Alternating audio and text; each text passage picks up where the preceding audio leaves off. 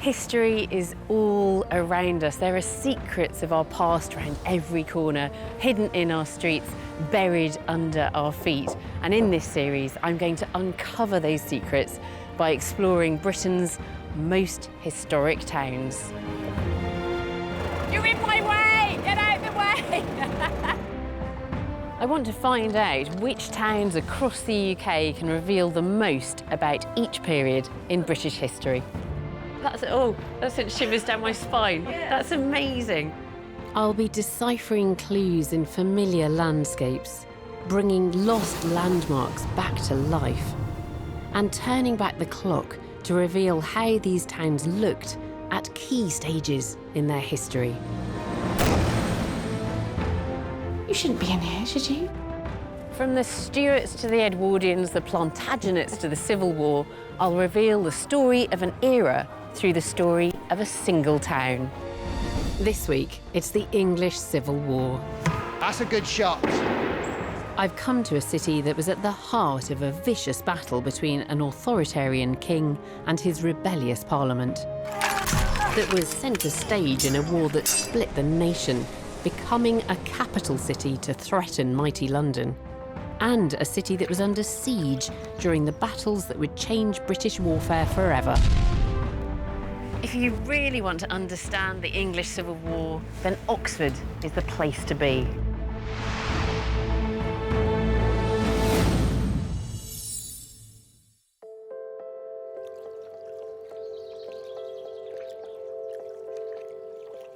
Oxford is famous for its beautiful university and for punting, so I thought I should have a go. With its picturesque colleges, its neatly laid out quadrangles and its cobbled alleyways, it attracts thousands of international tourists and students. And it's just so serene and idyllic today on the river. But in the middle of the 17th century, Oxford was thrust into the limelight and into the centre of the action as the country was ripped apart by civil war. And this city became the alternative capital.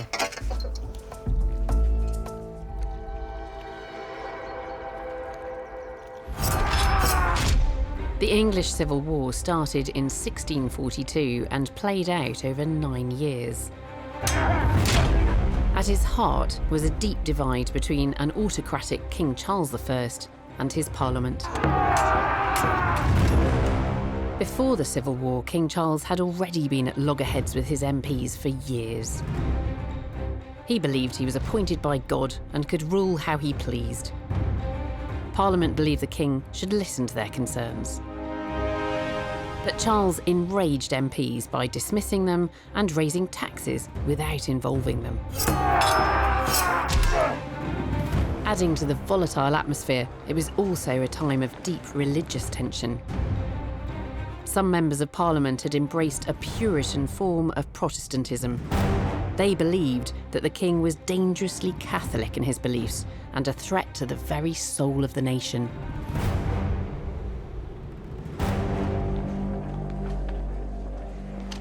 I really want to understand why the Civil War broke out in the first place. What precipitated this crisis? I'm hoping Professor Justin Champion can explain. So you've got this powder keg. How does it turn into a civil war? Surely these people of power had too much to lose. Well, the final moments of breakdown are when Charles I loses his temper. He's petulant. He's had enough of this recalcitrant group of parliamentarians, and he believes he has the right to detain any parliamentarian threatening the authority and sovereignty of the king. So he tries to send his troops in to Parliament to capture what he regards as the most devious of plotters. And famously, as the troops come in, the 5 MPs run out the back. So has he walked into Parliament with troops then? Yes. To take these people? Yes. And from that moment on, as soon as the shout goes out from the House of Commons that the king has tried to make an attempt on the 5 members, this is threatening everybody's liberty. So the whole of London erupts. Charles has to flee the capital. Yeah. And from that moment on, you can see the the sort of countdown to military battle. News that the king has had to flee London spreads like wildfire. People all over the country are forced to choose which side of the battle they're on. Do you support Parliament with its vision of a strictly Protestant England, or the king who believes in his divine right to rule? The royalists or cavaliers backed the king. Fighting against them were the parliamentarians or roundheads. The battle for the future of England had begun. Support for the parliamentarians came largely from towns in the south and east of England, areas where trade boomed. Royalist support was mostly across the countryside in the north and west. Charles's goal was to retake London. He needed a royalist capital close to his target and set his sights on affluent Oxford. Charles I ended up in Oxford. This town became the base for his war against the Roundheads. But was it really a strategic position to be in? Well, I'm hoping that our aerial archaeologist Ben Robinson will be able to answer that.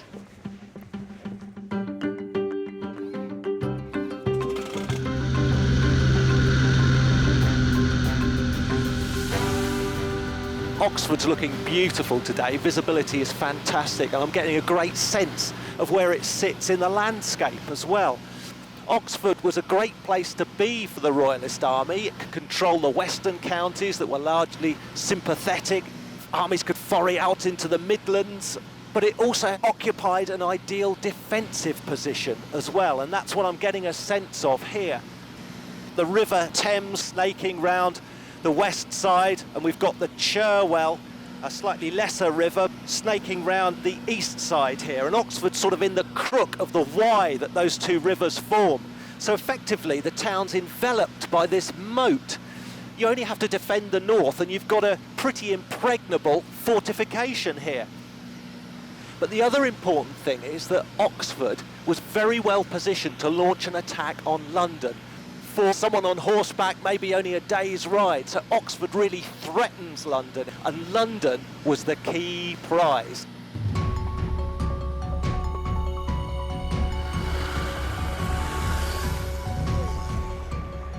On the 29th of October 1642, Charles arrived into Oxford riding at the head of his troops, and he was met right here at Carfax, the crossroads. King Charles was a man who loved a bit of pomp and ceremony, and with his army behind him, he was cheered on by supporters from the city's staunchly royalist colleges. Oxford was about to be transformed. Charles now had a new capital from which he could wage war against his enemies. The king and his royal court need somewhere palatial to stay. This'll do, Christ Church College. Christ Church is one of Oxford's largest colleges, and with its stunning architecture and refined grounds, it's easy to see why a king addicted to splendour chose it as his Oxford base. This is the Great Hall at Christ Church College, and it looks somewhat familiar, and that's because it was the inspiration for the dining hall in a certain school that was attended by a young, bespectacled wizard. But this is also where Charles I met his first parliament outside of London, and he would have entered with trumpets playing.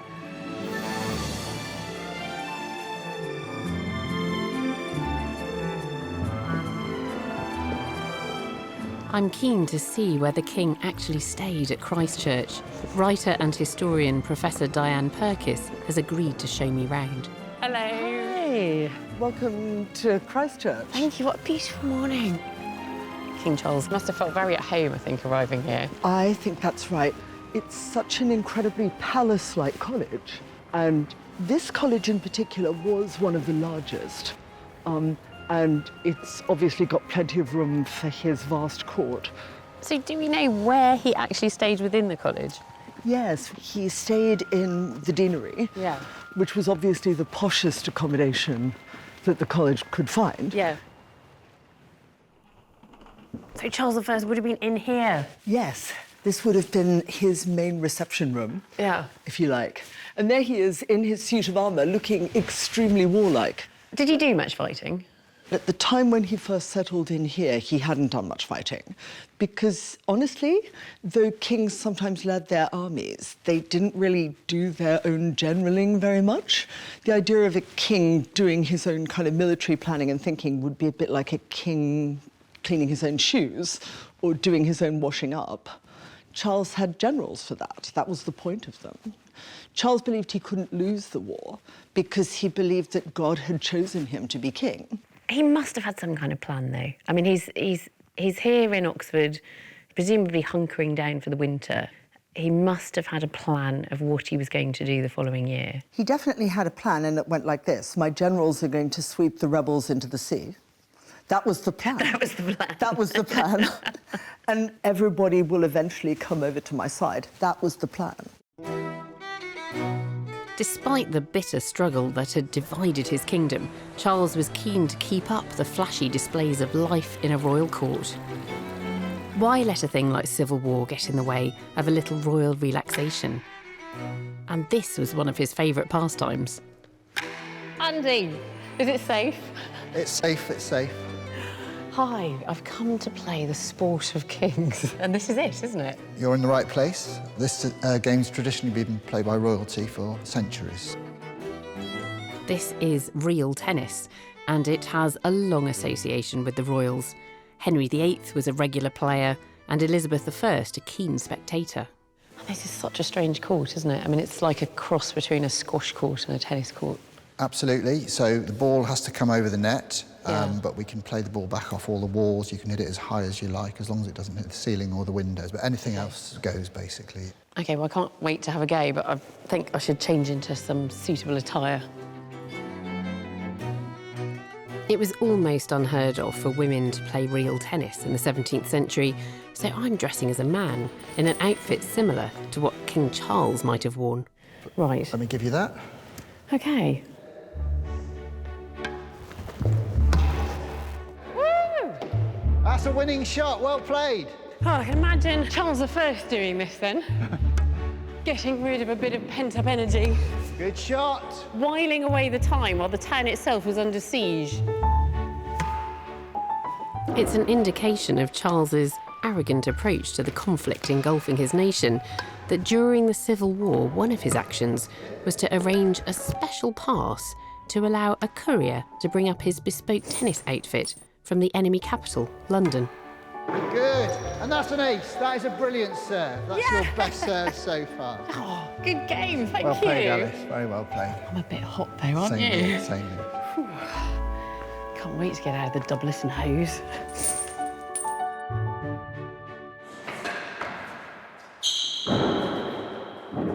This is a great game. There's a madness to it. It's fun. I can see why Charles I enjoyed it. And, you know, you've got to keep fit if you're in a city that's under siege.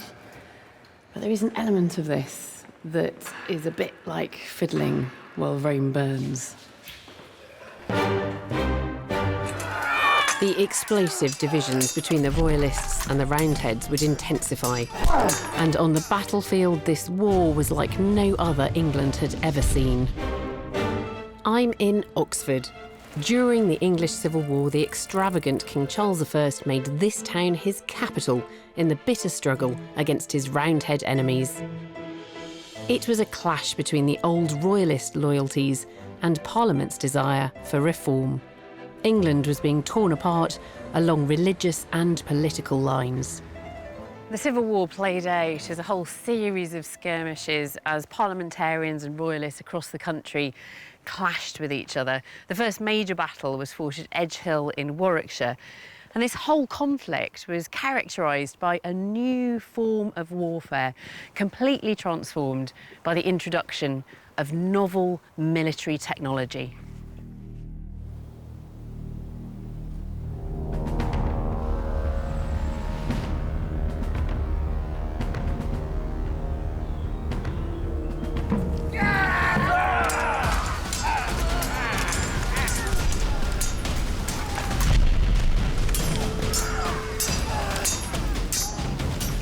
That's a steel knot. That's That's what they do on their weekends. The Sealed Knot are England's oldest reenactment society, dedicated to bringing the Civil War back to life. Mike, that was amazing. Now, tell me about Civil War warfare. I mean, this must have been a relatively new weapon. I mean, the musket was cutting-edge technology during the English Civil War. And presumably this replaced longbows. Yes, this was revolutionary of its time. Up until that point, a longbowman had to spend years training to get the upper body strength and the skill. Yeah. You could stick this in the hand of somebody and train them for a couple of days and then put them on a battlefield. That's certainly what happened during the English Civil War. Raw recruits being thrown straight into battle. Do we have any idea of how many people were killed through the use of musket fire? The majority of people who died on from an English Civil War battle died afterwards. They died from their wounds. Right, yeah. Because it was very easy for wounds to become infected, particularly if you're being hit by a musket ball. It's tearing through your coat, it's got dirt attached to it. So infection was the biggest killer of soldiers in the Civil War. OK then, Mike, you're a parliamentarian. You've got a pretty big gun. I'm going to join your side. OK, well, if we're going to do that, we definitely need to get you into uniform. OK. So in here, we have your obligatory linen shirt, which was not only a shirt but underwear as well, so you'd pretty much never take that off. It's got a big one. Yeah. I'm not that fat.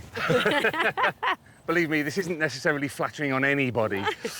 And then that would identify what regiment you were in by the colour of the coat. Excellent. And the colour of the cuffs and the collar as well. Lovely. And you'd always have to have your head covered at all times, just for decency's sake. OK, yeah. So we've got you very indecent. a very authentic Is bobble it? hat. Yeah, Is this it? is based on a hat that was found in Copenhagen from the 1630s. A bobble hat? Yeah. Are you sure? Absolutely. So, How does it work? it's very simple. It's a tube with two holes in the end. Big one here, little one down there. Right. You'll see that just here, there is a pan. This holds a charge of gunpowder. Yeah. And can you see the little hole that runs through into the gun? I certainly can. The gunpowder will go through there Yeah. to the gunpowder that I'm going to put inside. Right. And you yeah. take a piece of match. This is slow match. That's not a match, that's a piece of rope. It's called slow match, Is which it? burns nice and slow and steady because you want a smouldering end of this rope Yeah. to put it into your serpent, so-called because of its shape, Is which it? is connected to the trigger. So that ignites the gunpowder in the pan, Yeah. and then that then travels through into the barrel, Yep. and then it blows the gunpowder out, and if there's a musket ball in there, Yeah. it comes out too. Yes. That's the plan. OK. The musket may have changed the face of warfare, but it was prone to problems, failing to fire or even blowing up with devastating results. After your first shot? Well, of course, the proof is whether you can be an English Civil War musketeer is to fire one of these, a Oh, lead right. musket ball. Now, we're not going to do it by anybody else because that's obviously quite dangerous. Yeah. So what we're going to do is we're going to move somewhere safe and make sure nobody else is around so that you can see what that was like. To get a sense of the destructive power of a musket, I'm going to fire at a watermelon. Put that in the crook of your shoulder, Yeah. all right? And because I'm dressed as a parliamentarian, this is a royalist watermelon. And when I say give fire, Yeah. you squeeze that trigger. OK. Ready? Yes. And give fire!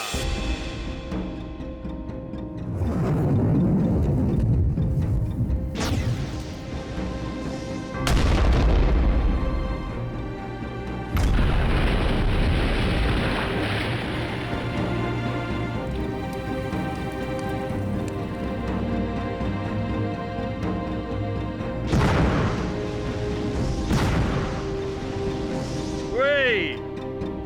Brilliant. Where's the melon? It's on the floor.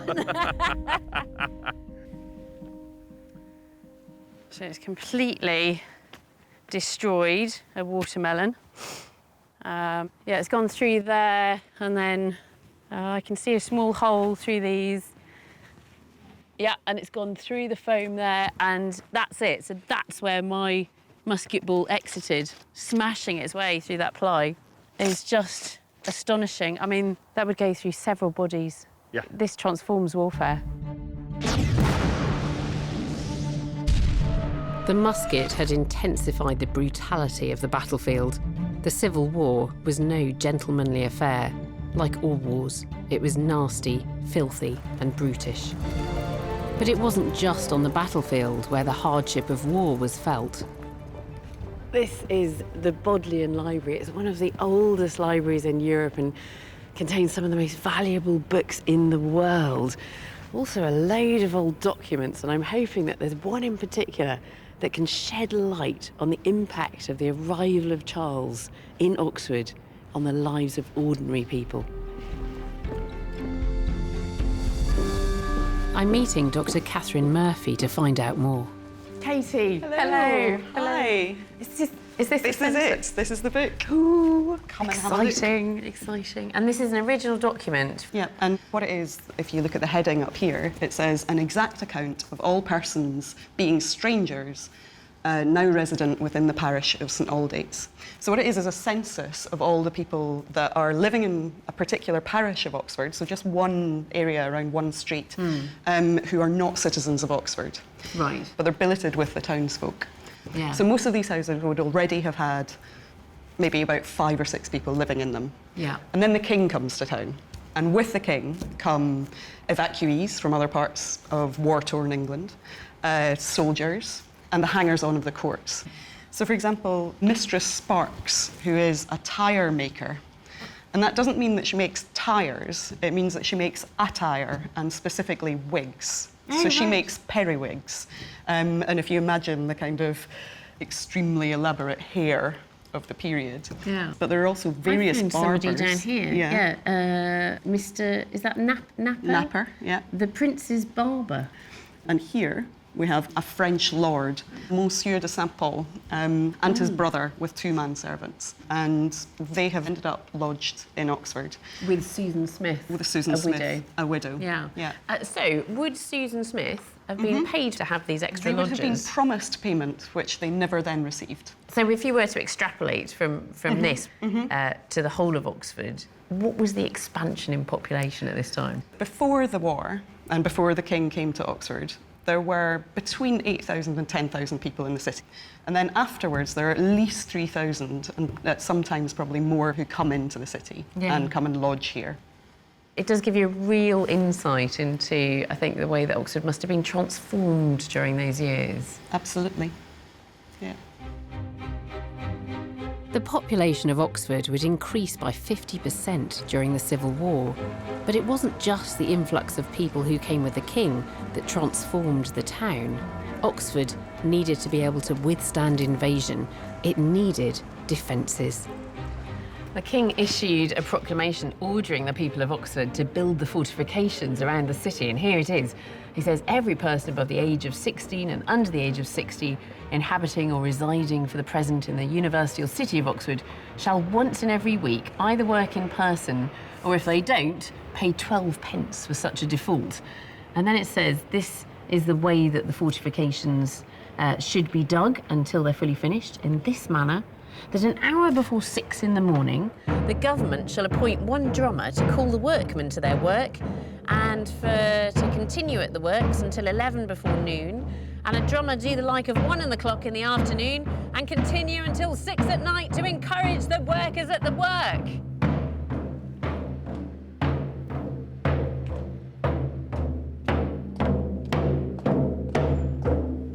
I better go and get on with it.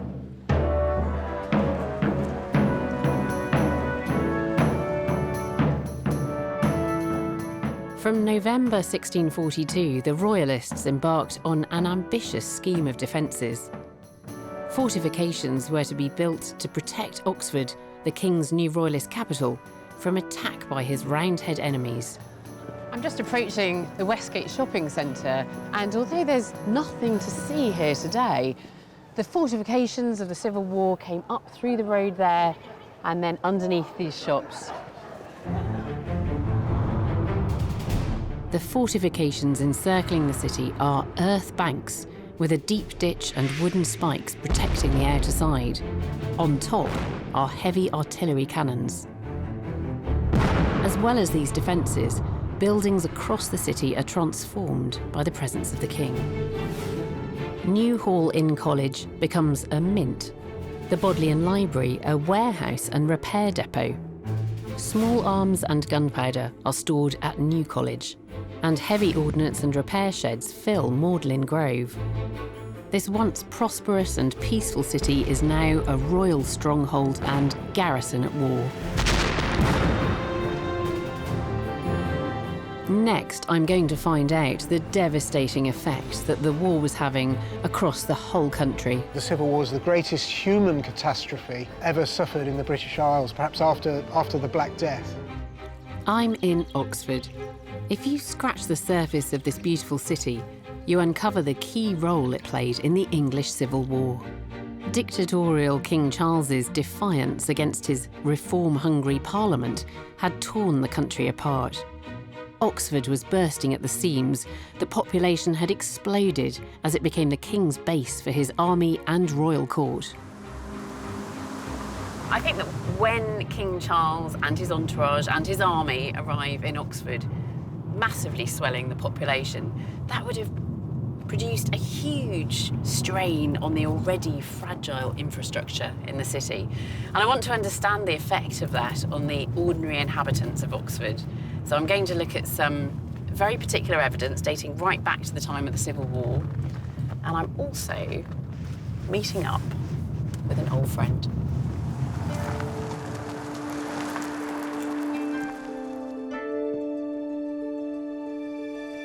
Louise! Long time no see! Oh my God! And what have we got here? We've got a Civil War skeleton. Yeah, would you like to have a look? Yeah. I've specialised in the study of human bones, and it was archaeologist Dr. Louise Lowe who first taught me to lay out a skeleton. These bones can provide us with a valuable insight into how people in Oxford suffered in a town that was stretched to breaking point during the Civil War. She's a young woman, late teens, early 20s. It's an unusual time to die. Have you seen anything in her skeleton which might be a clue as to what finished her off? We've looked really carefully at every bone. In particular, we were looking for evidence of trauma, which is something that might explain a sudden death in young adulthood. Yeah, so any injuries? Are there any sign? No injuries on her at all. No. There's no evidence to suggest why she died at such a young age. And what about the time of her death? Do we know when she died and when she was buried? Well, we know from the coins that we found with her that she dates to at least 1640.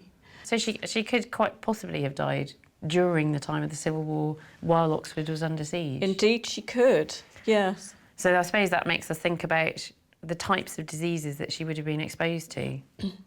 Yeah, well, we know that at the time of the Civil War, there was an epidemic of typhus. And it typically affects places where conditions are overcrowded and you've got poor sanitary conditions at the same time. That's right. Yeah. And interestingly, we also know that in 1643, the local parish church was so overwhelmed with people to bury because they were dying suddenly that they had to close the burial ground. Oh, really? So that could explain why she's buried in a garden then? It's a possibility. I mean, if she did die of typhus, that would certainly explain why there's no mark left on the skeleton. It's something that kills you really quickly. We can treat it now with antibiotics, but of course in the Civil War, there were no antibiotics, no such treatment existed. That's right, and it's all coming together to suggest that this is our preferred interpretation at the moment. Yeah, it looks like it was typhus who done it. Yep. The discovery of a skeleton with a coin that can help date it so precisely is rare. And if this woman did indeed die from typhus, she wasn't alone. In the summer of 1643, as many as 40 people a week were dying of typhus in Oxford. The war dragged on, and it seemed as though there was little hope of any resolution. By May 1644, parliamentarian troops had reached Oxford. They were on the outskirts and they lay siege to the town, preventing any basic supplies from entering. By the end of the war, Oxford would have been besieged 3 times. But its experience as a royalist stronghold under siege was by no means unique. Other royalist towns, York, Chester, Worcester, Hereford, all suffered the same fate. Andrew Hopper is a professor of local history and is going to help me understand just what it was like living in a town under siege during the English Civil War. Oxford is very much at the centre of things. The king is here with his court and holds parliament here, and it becomes besieged, but there are other cities that become besieged during the Civil War as well. Absolutely. The siege or an attack on a fortified strongpoint is the characteristic action, military action, in the civil wars. There was a whole network of rival garrisons spread like tentacles across England and Wales as those garrison forces tried to extract provisions and finance and support out of reluctant civilian populations. So there was a lot of raiding and counter-raiding and lots of sieges. So siege warfare, like the sieges here at Oxford, were much more characteristic civilian experience of the Civil War. Yeah, because Oxford suffered a population catastrophe because of the royalist occupation of this city. So every household would have lost someone. Yeah. About a fifth of the population were lost during the King's time here. And when it was all over, what had been the toll? Well, historians now would say that the population loss is about double that of the First World War, Really? if you look at it as a Yeah. percentage of the population. That's extraordinary. I consider the Civil War as the greatest human catastrophe ever suffered in the British Isles, perhaps after the Black Death. And if war, overcrowding and disease weren't devastating enough, things were about to get even worse for the people of Oxford. This is George Street. Now, back in the time of the Civil War, it was known as Broken Haze, and it was in a house on this street that in 1644 a fire broke out, which would devastate a great swathe of Oxford. The blaze takes hold, and very quickly the back buildings between Cornmarket and New Inn Hall Street are on fire. The fire continues southwards all the way down to the Thames. But instead of trying to fight the fire, royalist soldiers are ordered to man the defences for fear that the parliamentarians will seize this opportunity to launch an attack. When the fire finally dies, it has been burning for more than 10 hours and the flames have spread for over half a mile. Later reports estimated 330 houses were burnt down, affecting up to a quarter of the population of Oxford. By 1645, the tide was turning against the king and his royalist supporters, but Oxford was still holding strong. Meanwhile, a certain figure was rising to prominence among the ranks of the parliamentarians. Oliver Cromwell was committed to Puritanism, a form of particularly staunch and austere Protestantism. As an MP, he'd opposed the king's more flamboyant religious worship. During the Civil War, Cromwell had risen rapidly through the military ranks. He played a key role as the Roundheads drew the king's army into a battle at Naseby, south of Leicester. After 3 hours, the Royalists were defeated. The Roundhead victory would prove a bitter blow to the king. The Royalists had lost the battle. London was still in the hands of the parliamentarians. Charles was running out of money and his army was weakened and disgruntled. And here he was, holed up in Oxford, which had seemed such a safe, strategic place to be.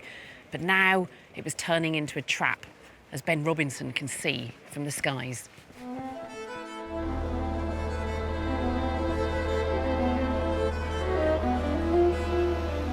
So Oxford, a great position to defend, a difficult position to attack.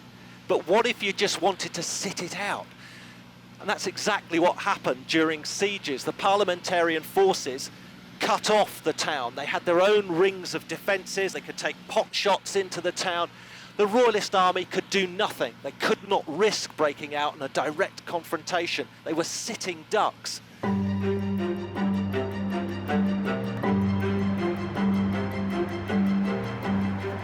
pressure was mounting. When Oxford became besieged for the third time, the king was left with no choice. At 3 o'clock in the morning on the 27th of April 1646, he fled Oxford, shorn of his trademark pointy beard and heavily disguised. He escaped across Magdalen Bridge.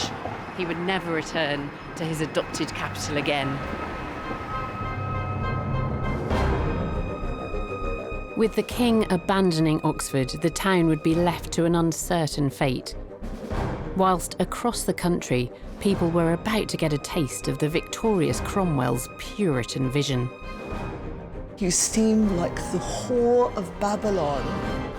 The Civil War had devastated towns and cities across England and traumatised the country. Here in Oxford, the king's royalist capital, the suffering had been great. By 1646, the king had fled Oxford and the outlook seemed bleak for the royalists. After 4 years of fighting, the tide had turned against the king's forces and towns soon began to fall to the parliamentarians. The royalists only had control of pockets of North Wales and the South West. The rest of the country was in the hands of the Roundheads. Oxford was surrounded. King Charles was on the run and running out of places to hide. Marston is a quiet, pretty little village on the outskirts of Oxford, but during the Civil War, it was swarming with Roundheads. And if events had played out here differently, then Oxford as we know it might not have existed. I'm meeting historian Justin Champion again at a rather unique house in the village.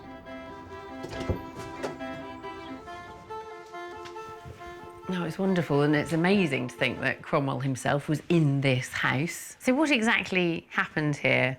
Well, this is where the parliamentarian armies, led by Cromwell and a few others, and the royalist equivalents, settled the surrender of Oxford in June 1646. How come they ended up meeting here in Marston, and what was the meeting like?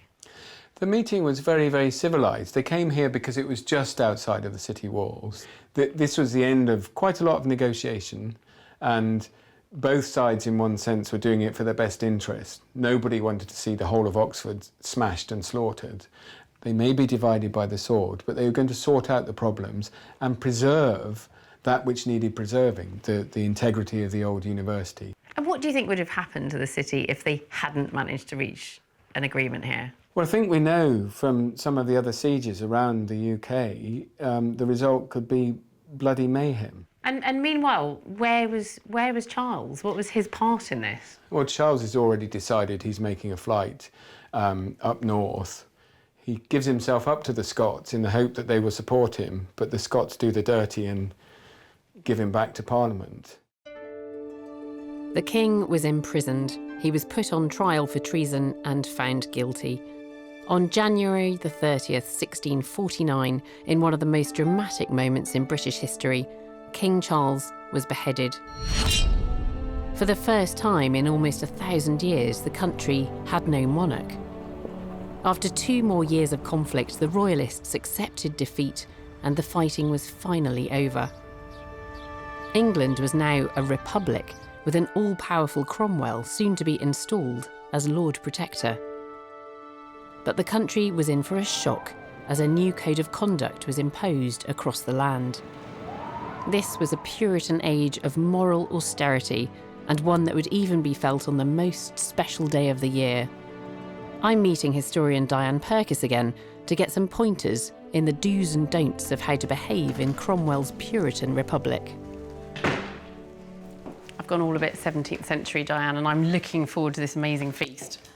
Alice, I can hardly bear to tell you this, but we can't dress and behave as we used to, and I'm afraid you'll have to change into something much more appropriate. And then I can come back and have some food, have a feast. You can come back. Okay.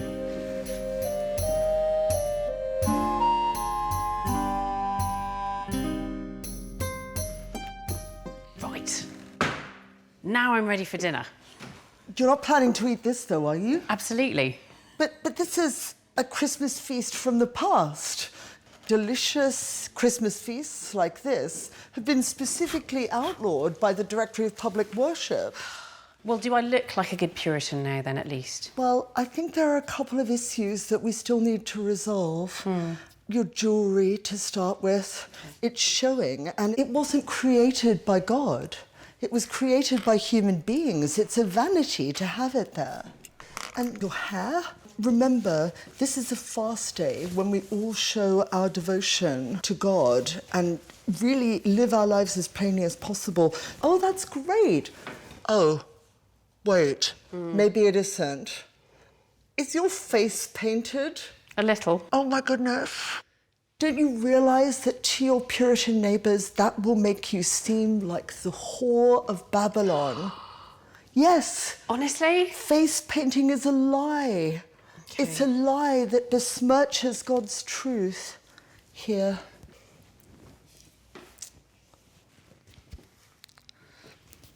Oh, that's better. So what did Cromwell have to do with all of this? Well, Cromwell himself is a strong Puritan, and Cromwell thought he was saving your soul, Alice. So we're not allowed to have a lavish feast. What can we do to have fun? What can't we do to have fun? We can't have very much fun. As soon as Parliament took over in London, it closed all the London theatres. Playing cards was a no. Dancing was a no.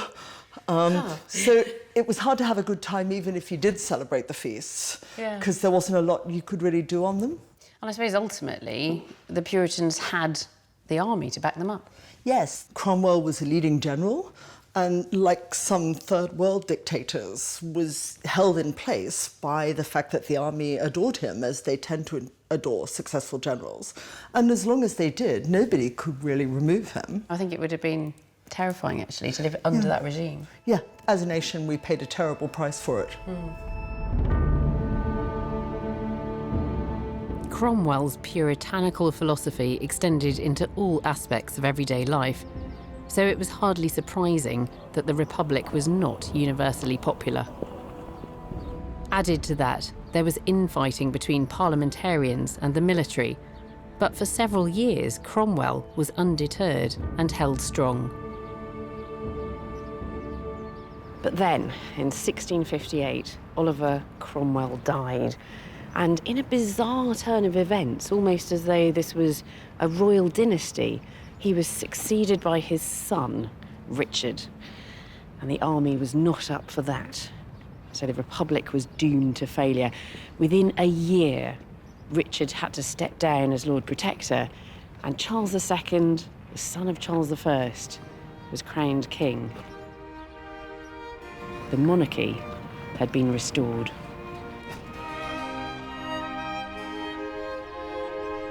The radical experiment of the Puritan Republic had been too much for a traumatised nation. The country welcomed in the restoration of Charles II and the new hope it would bring, and there's a symbol of that right here in Oxford.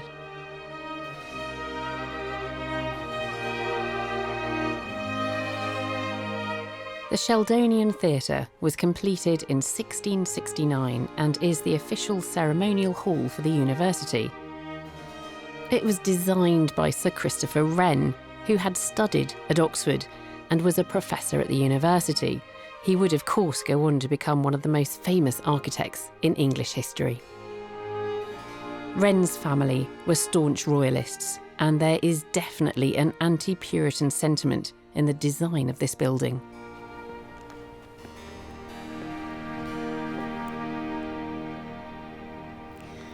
This theatre was designed deliberately to recall a Roman theatre of antiquity where the building would have been open to the elements with an awning that could be pulled over if it rained. But here we've got these cherubs, these little putti, pushing back that red fabric of the awning. So we see this incredible scene, towering clouds, in the centre of it all truth. And this is an allegorical painting. It's called Truth Descending on the Arts and Sciences to Expel Ignorance from the University. And this is by far the best way to look at it. It seems only right that it is here in Oxford, a place that suffered so much during the Civil War, that there stands this monument to the Restoration, which also re-establishes Oxford as a prestigious centre of academic learning.